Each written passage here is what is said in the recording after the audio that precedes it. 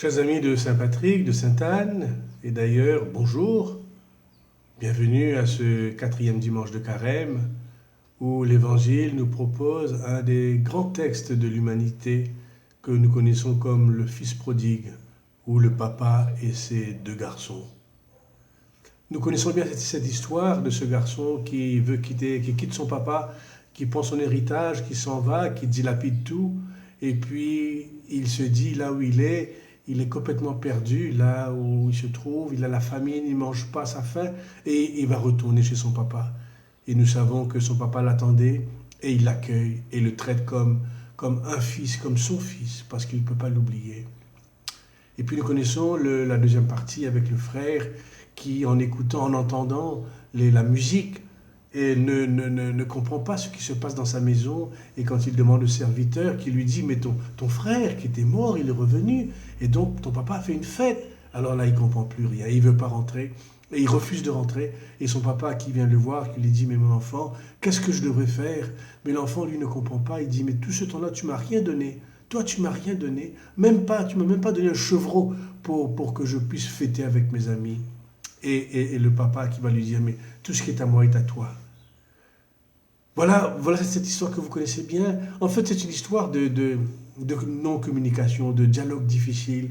D'abord, le fils cadet, il se sent à l'étroit dans la maison, il ne se sent pas bien, il n'est pas bien, et il n'arrive pas à communiquer quand on n'est pas bien, on a quelque chose en soi, on est mal dans sa peau, alors on ne veut pas communiquer.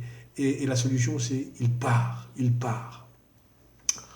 Et nous savons comment ça fait mal de partir, comment c'est une rupture, une coupure, que le père ressent douloureusement le départ. Et il y a plein de familles où l'enfant est parti. Pendant des années, il a tourné le dos. Puis un jour, il revient, je ne sais pas pourquoi, il revient, et là, une maman qui racontait que son fils est revenu après tant d'années. Et puis c'est la fête de toute manière, c'est la fête quand il revient. On ne revient pas sur le passé, oui tu as fait ça, pourquoi tu m'as fait ça, non, on oublie, on recommence. Et c'est la fête. Et c'est ce qui se passe avec ce papa et ce fils. Et on comprend aussi ce fils aîné, quand il rentre, il entend cette musique, il n'est pas au courant, il va se dire, mais pourquoi tout ça? Moi j'étais là, je n'ai rien reçu, je n'ai jamais reçu un tel accueil.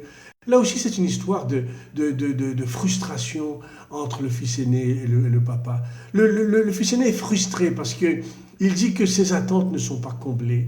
Il sent que l'autre est préféré à lui. Alors, quand il y a la jalousie dans une famille, quand il y a la jalousie entre 2 frères, la jalousie, pourquoi tu préfères ainsi, et cela, et en fait, le papa lui dit, non, c'est pas vrai. Mais peu importe ce que le papa va dire, mais quand on est jaloux dans son cœur, alors on trouvera toutes sortes de raisons pour fermer la porte, pour partir, pour ne pas rentrer. Et c'est l'expérience que fait ce fils aîné. Et parfois, il faut beaucoup d'années pour comprendre cette parole du papa, ce qui est à moi est à toi, ce qui est à toi est à moi, parce que je n'ai fait aucune différence. En fait, notre Père dans les cieux ne fait aucune différence. Et si nous pouvons ressentir dans notre cœur douloureusement que nous ne sommes pas aimés, acceptés comme nous sommes, eh bien, nous pouvons nous tourner vers le Père qui, lui, nous aime comme nous sommes. Oui, c'est une longue histoire, l'histoire des familles, l'histoire de la jalousie, l'histoire des attentes qui ne sont pas comblées.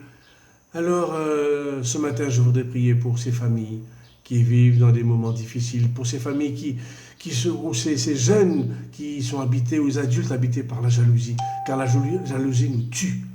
Alors Seigneur, que ce texte de la miséricorde nous rappelle, plus fort que la jalousie, plus grand que la jalousie, il y a la miséricorde. Alors à vous tous, bonne journée, bon dimanche et bonne semaine.